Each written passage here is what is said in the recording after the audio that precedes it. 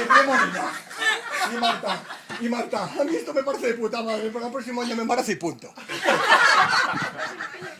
Tercer grupo, yo estaba por aquí, esta foto es rara. Yo estaba por aquí nadando porque veía que este grupo iba a ganar. Y Víctor saca el remo. Toma, hijo puta. Víctor. Y pegándome con el remo en la cabeza. Esto es cierto, lo habéis vivido. Y yo, hijo puta, tú.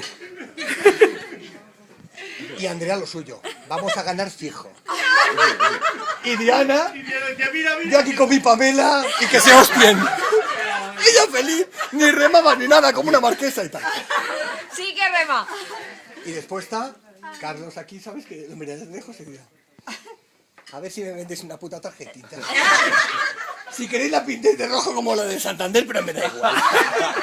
Y esto es lo que sucedió el año pasado, que no se va a volver a repetir. Aunque bien es cierto, el grupo este de Óscar, Diana, Víctor y Andrea ganaron. Y nosotros los últimos, como desgraciados. Esto es verdad.